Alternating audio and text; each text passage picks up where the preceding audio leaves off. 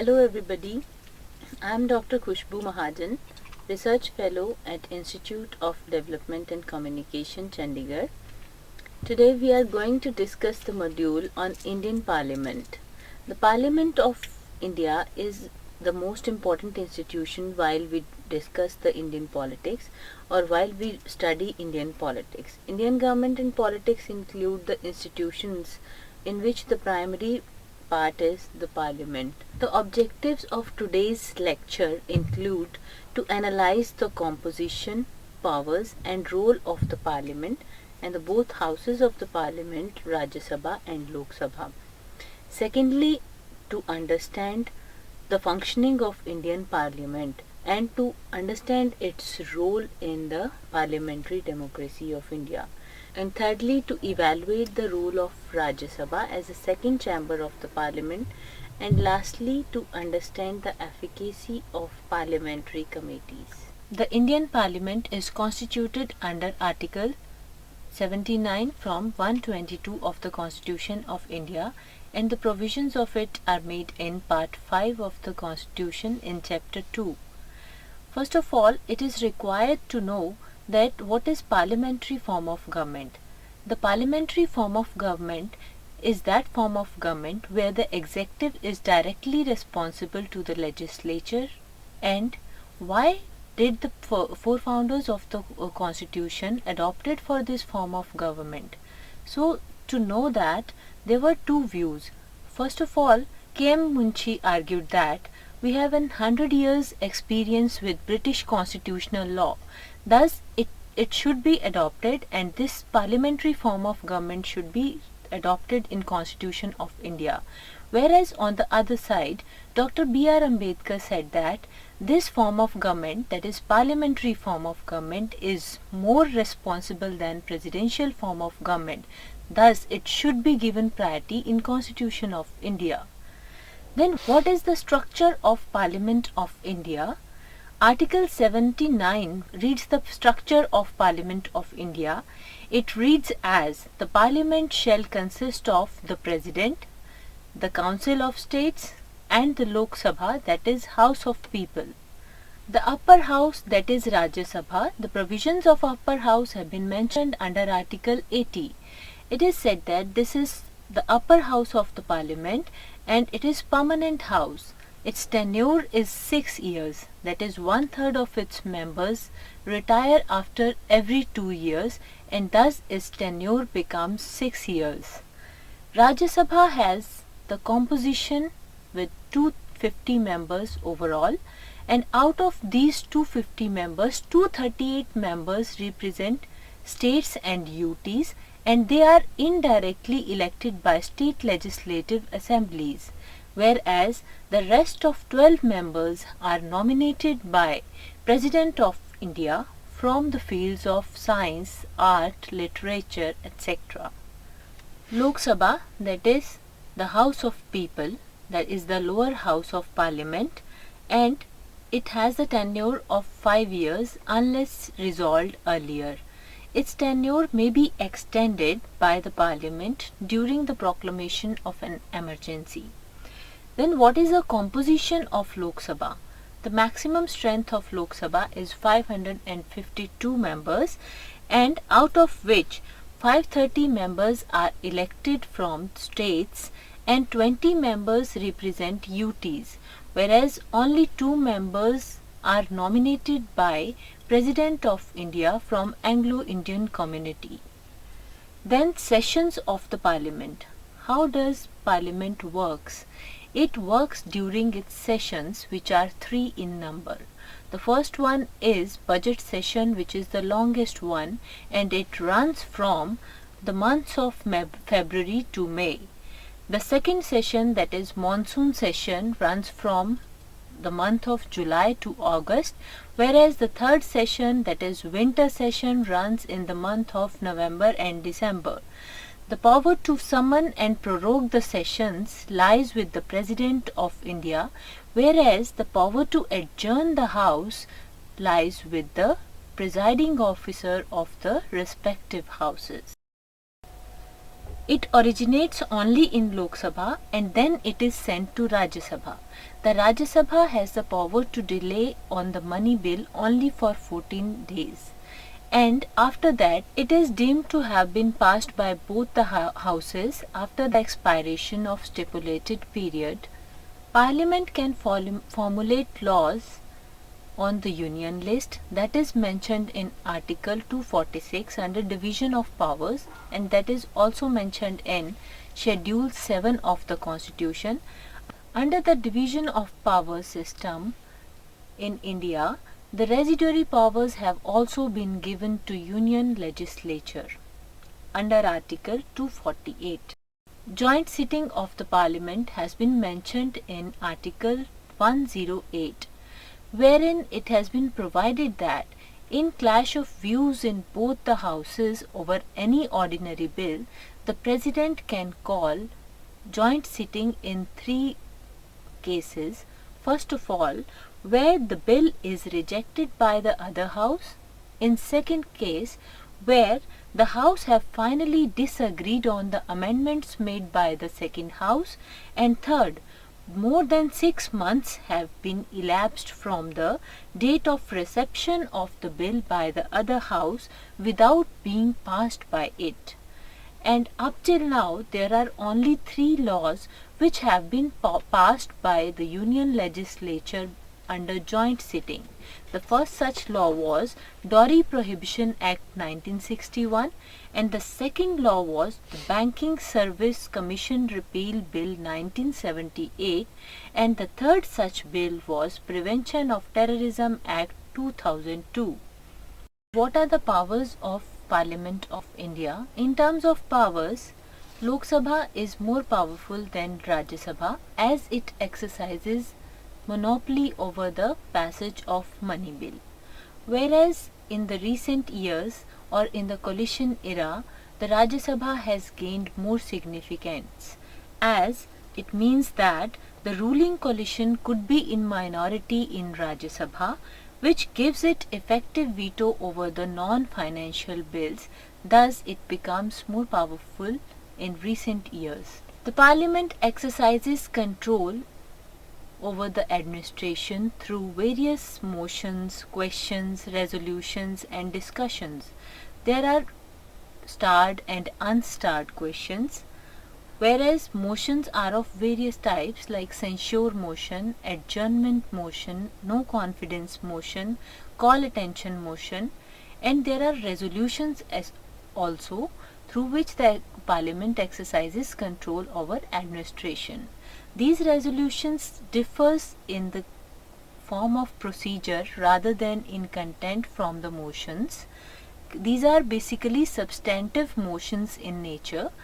Then discussions, there are various kind of discussions on issues through which the Parliament exercises control over administration. Then what is the remuneration of the members of Parliament? The members of Parliament draws 50,000 per month salary along with the pension of 20,000 after the expiration of their tenure, along with the dearness allowance of 20,000 and the constituency allowance of 45,000 and the office expenses 45,000 per month. Apart from this, the members of Parliament Local Area Development Scheme, they are provided 5 crore rupees which are not directly transferred to them but they are kept with the district administrations, and these funds are provided to them for recommending development projects in their respective constituencies. Conduct of parliamentary business. In Rajya Sabha, there is a chairperson and a deputy chairperson. The vice president is the ex officio chairperson of Rajya Sabha with the tenure of 5 years, whereas the deputy chairperson, the house elects as soon as maybe it is constituted, and he gets a salary as a minister of state with his salary as an MP. Then conduct of parliamentary business in Lok Sabha. In Lok Sabha, there is a provision of pro tem speaker As soon as the Lok Sabha is constituted, the senior most member of Lok Sabha is elected as pro tem speaker, whereas the speaker presides over the meetings of the house and he holds the office during the term of Lok Sabha, their membership of the house, unless the office vacated due to his death, resignation or impeachment. The deputy speaker presides over the house in case of absence of speaker, and in case both the members, the speaker and the deputy speaker, are absent, in that case house draws the panel of 6 members from itself who preside over the meetings of Lok Sabha. And there is a convention that the speaker is elected from the ruling party, whereas the deputy speaker is generally elected from the opposition party. Before independence, Sardar Vallabhbhai Patel was elected to Central Legislative Assembly in 1925, and he remained impartial from his office and resigned from his party. Whereas the first speaker of independent Lok Sabha, who is G.V. Mavalankar, he maintained very high standards of this office, but he did not resign from his party. His successor, M. Ananthashayanam Iyengar, he also maintained very high standards of this office of speaker. Then what are the functions of speaker? Speaker generally introduces the bill in the house, and he allocates the time for discussion in the house, and he also allocates the time for passage of the bill. Then he constitutes the committees in the house, and he is also responsible for the conduct of parliamentary committees and business of the parliamentary committee. Passage of the bill. Generally, a bill is passed in 3 readings in Parliament. In the first reading, the first step is introduction of the bill in the House, and in the second stage, it is put to vote of the House, and in the third stage, it is sent to the Standing Committee. In the second reading, the first stage is general discussion over the bill in the House, and it is sent to the Select Committee. The committee submit its report, and in the next stage, bill submitted by the committee clause by clause, and it is put to vote. In the third reading, the member in charge can move the bill to be passed. There are 2 kinds of bills, as we have talked earlier, that ordinary bill and constitutional amendment bill. In case of ordinary bill, it needs simple majority of the members present and voting. But in case of constitutional amendment bill, a majority of total membership of the House and a majority of not less than 2/3 members present and voting is required. In the last few decades, the representational profile of Parliament is changing. Since 12th Lok Sabha elections 1998, agriculturists, political workers, social workers precede lawyers among the largest occupational categories, and most notable development during these years is representation of lower castes and lower classes in the Lok Sabha. Changing representation profile also shows that there were 154 millionaires in 14th Lok Sabha, whereas there were 300 millionaires in 15th Lok Sabha, and there is also a major feature of deficit of gender representation, which means that there was only the female representation of 8 to 10% in previous Lok Sabhas. Parliament as an institution of accountability. As we mentioned earlier, in parliamentary form of government, the executive is directly responsible to the legislature. Thus, the Parliament exercises its control and accountability through questions, debates, no confidence motions. Since 1989, it has no confidence motion has brought down the government 4 times. First of all, there was VP Singh's government, the second was Chandrasekhar's government, the third was Prime Minister I.K. Gujral's government, and the fourth was Prime Minister Atal Bihari Vajpayee's government.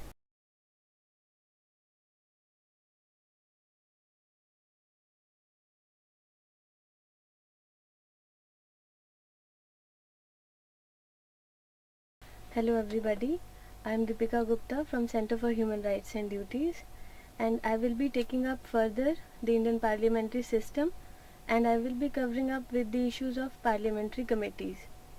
So as far as parliamentary committees are concerned, they are known as the mini parliament within the parliament. So to pace up the work of the Indian parliament system, we have specific committees which helps to increase the efficiency and expertise of the parliament to review the proposed laws and act as a watchdog to the executive. So as far as the members of the parliamentary committees are concerned, they are the member from the parliament itself, that is from Lok Sabha and Rajya Sabha. So the parliament committees, when we have both the members from Lok Sabha and Rajya Sabha, the committee is known as Joint Parliament Committee. So this Joint Parliament Committee has members from both the Lok Sabha and Rajya Sabha. So the appointment of the chairperson for these committees are in the hands of Speaker and Chairperson respectively from Lok Sabha and Rajya Sabha. And as far as the elections of the members are concerned for these committees, Lok Sabha and Rajya Sabha respectively, they present the specific number of members in a specific committee. So these parliamentary committees are accountable to Speaker and the Chairperson.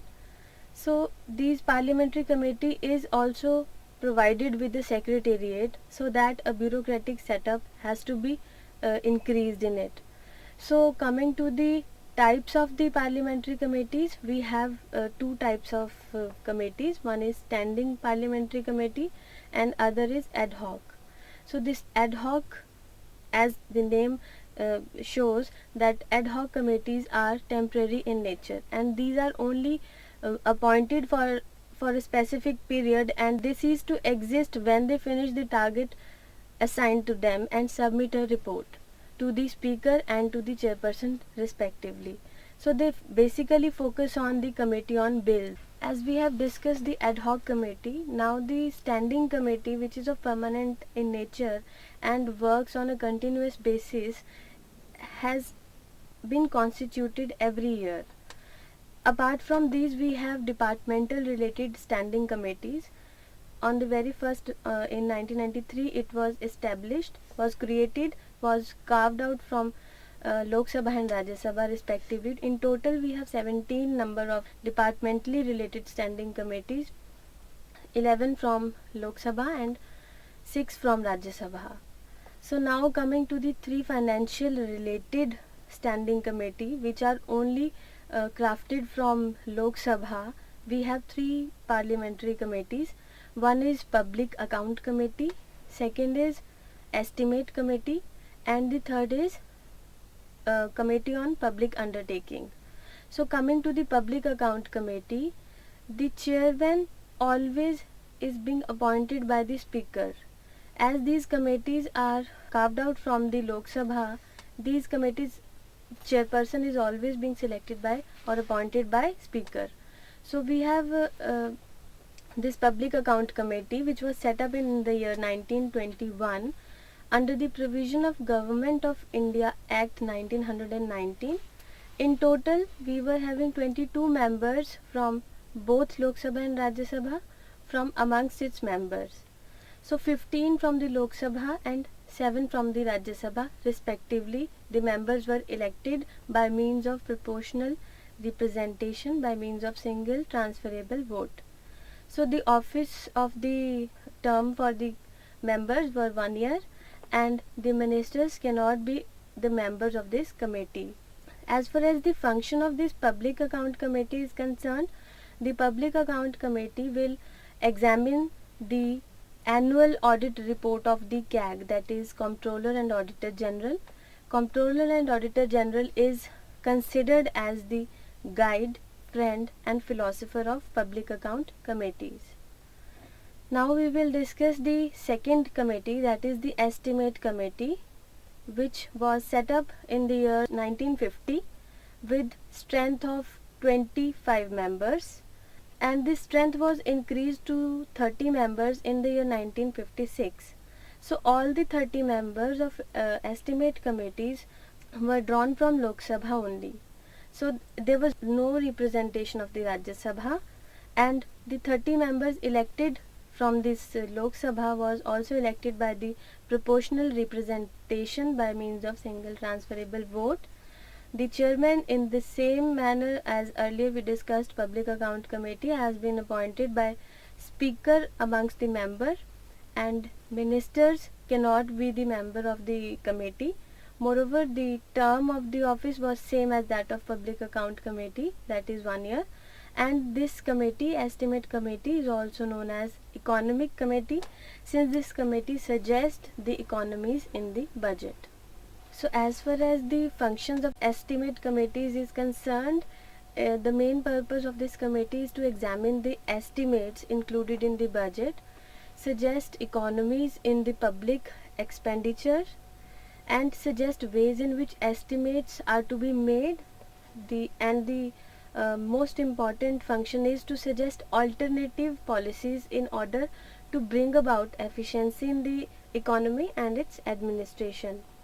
So the third parliamentary committee, which is of very great importance, is known as Committee on Public Undertakings.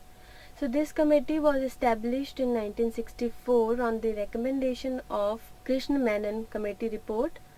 So initially the strength of this Committee on Public Undertaking was 15 members, drawing 10 from the Lok Sabha and 5 from the Rajya Sabha, so which further increased to 22 members in 1974. So the strength of 22 members, in this the 15 members were drawn from the Lok Sabha and 7 from the Rajya Sabha. The term was same as that of Public Account Committee and the Estimate Committee, that is 1 year, and the members were elected in the same manner as proportional representation by means of single transferable vote. So the chairman of this committee is also being appointed by the Speaker. The chairman shall be the member of Lok Sabha only.